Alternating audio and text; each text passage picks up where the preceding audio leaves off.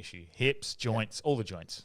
Yeah, look, I mean, there's so many ways to skin this cat, and for me, obviously, part of it's going to be the zone 2, which we'll talk about. And zone two is one of those things where once you get an athlete to do it, they find it hard because it's very slow. Well, explain zone 2 running then. Yeah, so look, if you're going to define zone 2, normally it's between like 60 and 70% of your maximum heart rate. Now, fitter people, it can be up to sort of 78 to 80% of your maximum heart rate. So you can do the math on that quite simply. Like if it's 200, whatever the math out worked to be. Is it 220 take your age still? That's the ballpark figure. You can obviously do testing to figure out. You obviously do like a max test, a VO2 Max test to figure that out. But so in a lab, if you wanted to do like what zone 2 is in a lab, you would go in and they'll put a gas mask on and they'll measure oxygen and carbon dioxide expiration. And you run or you bike or usually bike because it's a lot easier with a mask on. Yep.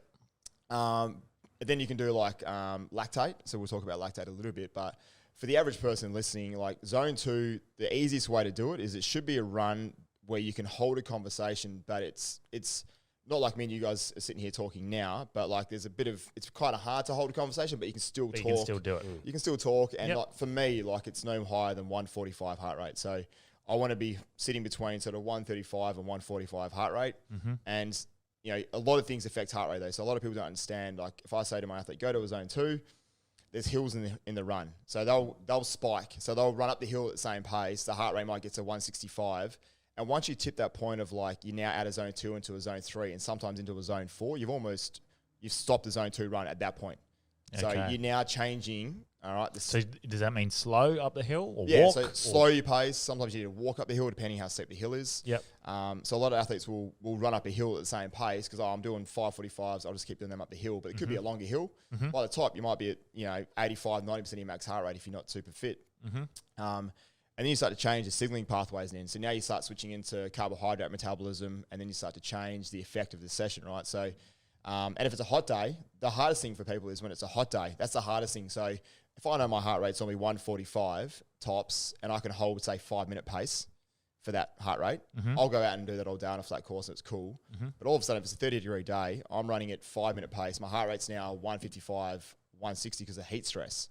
So now you've got to significantly slow your pace to stay within the zone. So there's a few different factors. So monitoring it as you're going is probably the best way to do it on a watch or whatever? Yeah, so I'll have a non-negotiable with my athletes who want to train for do like, triathlons or marathons or whatever they're doing, is that you need to have a heart rate monitor, like chest strap, and you need to have a watch. So wrist heart rate is nowhere near effective. And why zone 2? What's the benefits and what does it do? Yeah, so it's cheaper than an all-day ticket. It doesn't matter what zones you're in. And that's a good question. So for us, zone 2 develops your mitochondria, and we've all done sort of human biology in like year 11 and 12. But you want to try and develop more mitochondria because that's where you oxidize energy. So that's where fat oxidation occurs, and this is like building the size of your tank. So when people refer to your tank, you want to develop more of those. So zone 2 is designed to increase the number of mitochondria, build like capillary density, so you're getting a lot more oxygen around. Is this scientifically proven? I didn't realize you could increase the amount of mitochondria. 100%, yes, you can. How does that work? Your DNA makes more mitochondria? Epigenetics and DNA, messenger RNA, like we're not going to go into the full science. And look, I'll be sitting here and lying to say to you that I understand like all the chemical processes going on. Yep. But I forwarded you some articles this morning for reference. But the developing the size and number. So the simplest way for people listening is that you want to increase the amount of them by doing zone 2.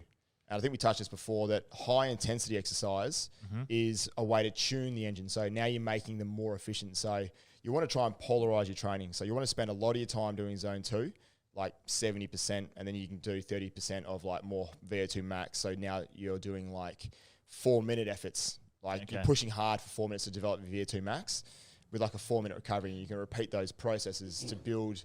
So if anyone runs with a watch, it'll tell you what your VO2 max is. It might be like 53 milligrams per kilogram body weight. How do they work it out on watch? Because I did it when I was at uni. We did it in the lab with your fucking mask and blood lactate thresholds. Yep. So So how does a watch figure that So out? watch figures it out through heart rate, pace, your age, because you're putting all your details into it, right. You're putting your height, your weight, your age, your sex, all those things. So it's very general. Yeah, and it'll give you very like a predicted sort of based on all the normative data we have over the years, right? Wolfies would be wrong because he wouldn't put his age in. Yeah. Because obviously as you age, it's going to decline, right? Because you start Yeah. to lose muscle mass as you age, so muscle mass affects it. So if you have a larger muscle mass, you're generally going to have a higher VO2 max. And VO2 max for people listening is the amount of volume of oxygen you can hold in your lungs. The maximum amount of oxygen you consume in a minute relative to your body weight. So obviously, if you want to consume more to be fitter.